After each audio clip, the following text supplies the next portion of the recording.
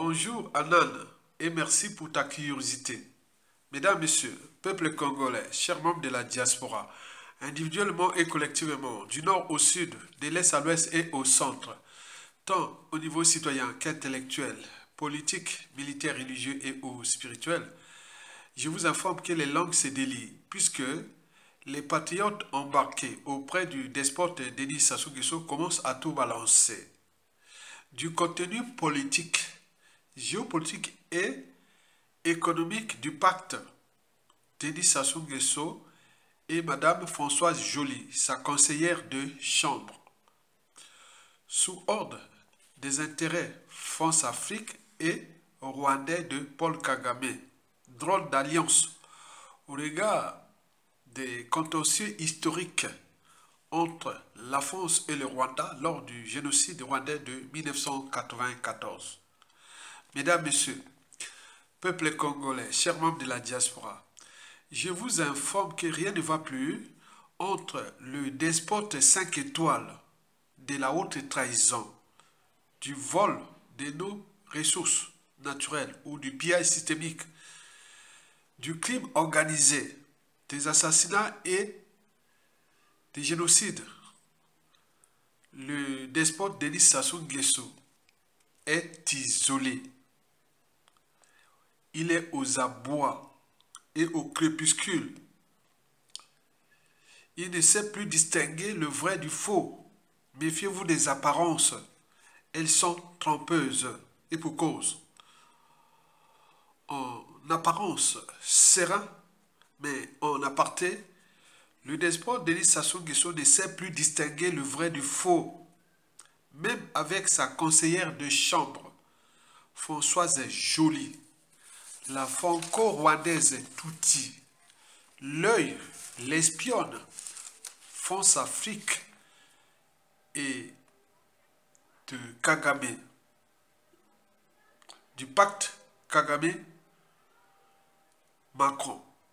En effet, après avoir passé sans souci son devoir de cuissage sur le grand Balthazar Denis Sassou Nguesso, Madame Françoise Joly a désormais la mainmise ou la carte blanche ou feu vert d'accès aux secrets de l'État congolais, de notre pays.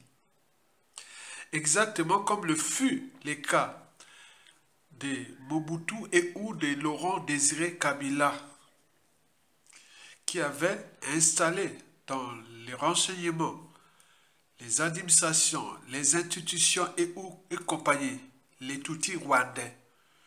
La suite, on la connaît. Mobutu fut évincé, puis Laurent Désiré Kabila avait pris le pouvoir dès 1997. Il n'a duré que 3 ans, il fut assassiné. C'est le même principe, la suite, on la connaît.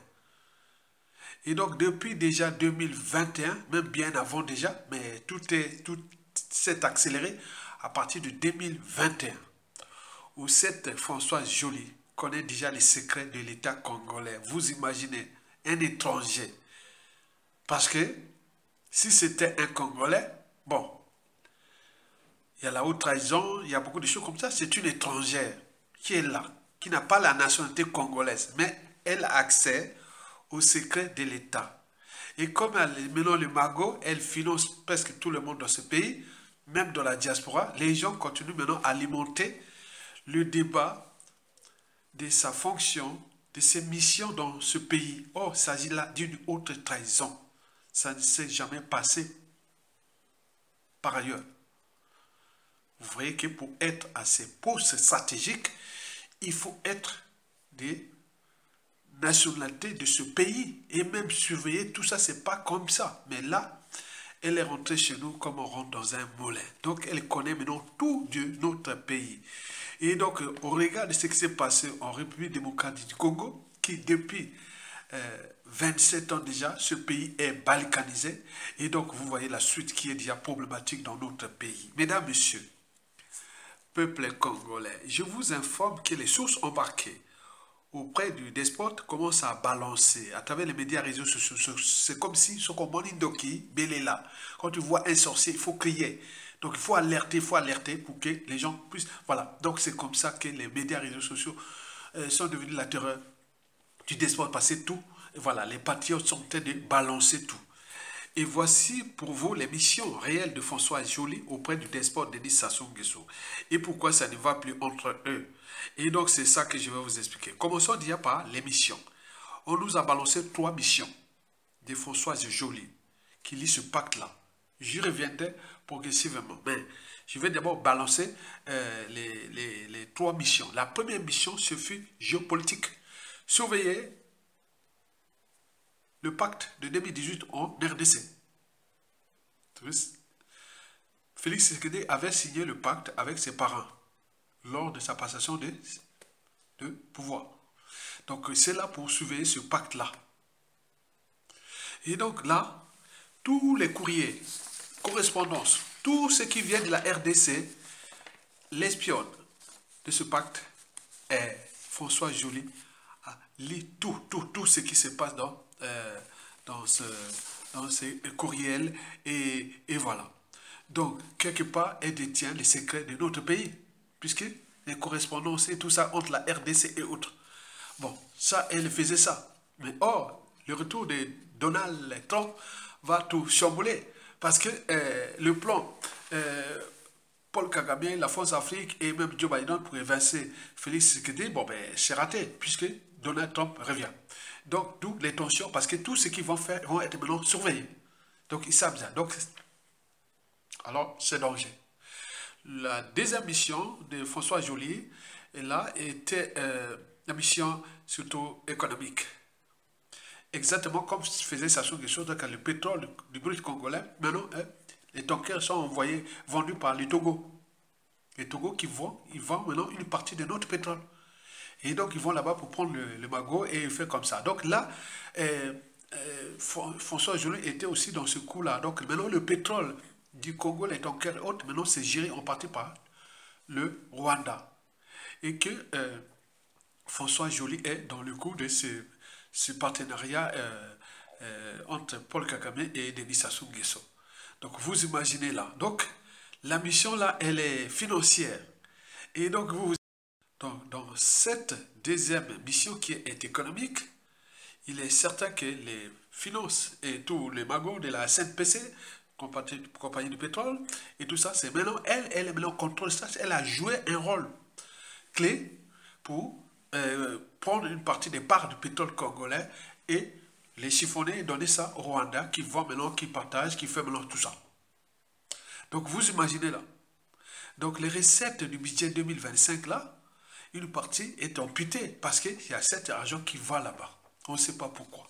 Quelle dette, quel pompon qu'il a fait ça. Donc, et nous là, les militaires, tous ces gens-là, ils voient que du feu.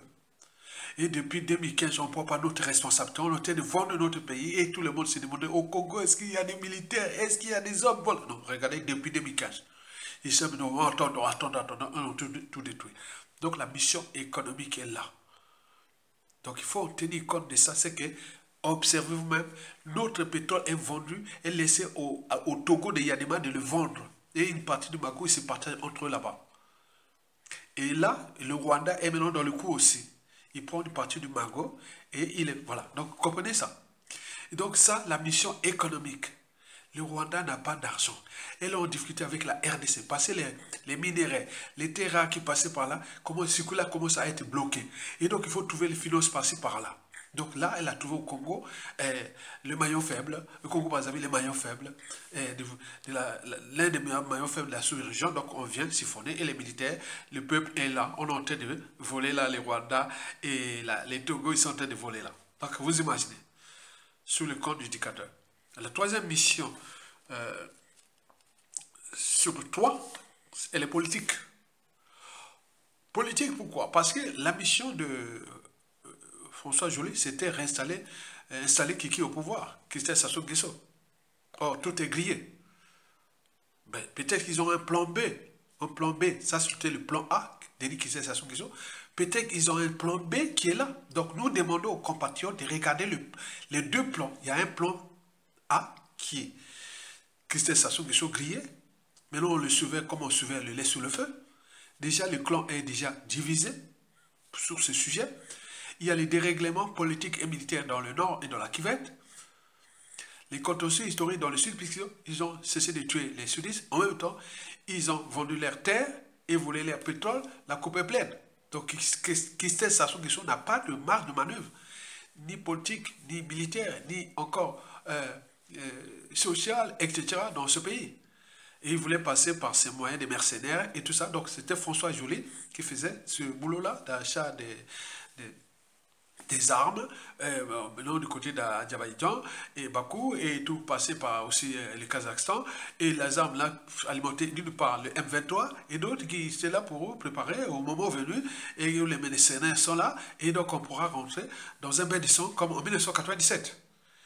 Surtout que les militaires ont renoncé depuis 2015. On dit, bon, ben, venez prendre le pouvoir. Nous, on est les militaires qui pour les galants, pour la politique de vente et tout ça. Bon, là, on ne défend plus notre pays, sinon ça se serait depuis 2015. On est bien d'accord? Donc, cette troisième mission sur toi a échoué. Donc, on ne sait pas leur plan B et C. C'est qui on va surveiller. Donc, je répète, François Joly avait 3 missions. La première mission qui fut géopolitique, surveiller Félix Tshisekedi par rapport au pacte qu'il avait signé avec le Rwanda, l'Ouganda et la France-Afrique et le parrain américain en 2018. Bon, maintenant là, Donald Trump est revenu au pouvoir puisque Félix Tshisekedi a passé une période difficile sous l'administration Joe Biden. Maintenant là, Donald Trump revient. Donc, côté RDC, Félix Tshisekedi est quelque part en force pour ce début peut-être du mandat de Donald Trump. Vous savez que ça chauffe contre les Rwandais au Mozambique. La Tanzanie ne veut plus des Rwandais de Paul Kagame. Au Kenya, pareil. Au Ouganda, on ne veut pas, les Burundi hautes, l'Angola commence à lasser Paul Kagame, donc il devient depuis aujourd'hui. Or, par translation, c'est les François Joly, c'est les Christelle Sassou Nguesso, c'est tout ce monde-là.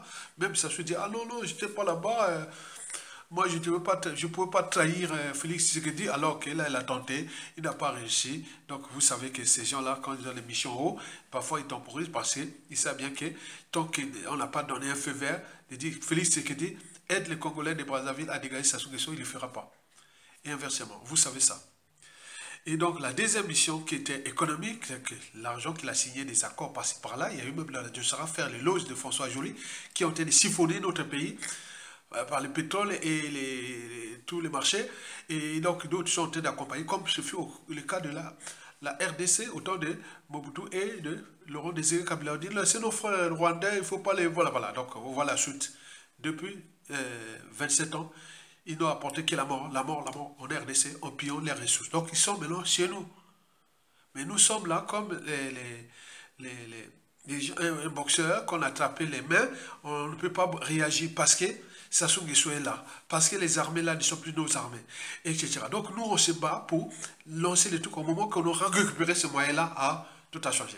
Et donc la troisième et la dernière mission politique, qui le plan A et B et C. Plan A raté, mais non, on va voir. Donc il faut surveiller quand même. Alors, pourquoi François Joly a-t-il peur?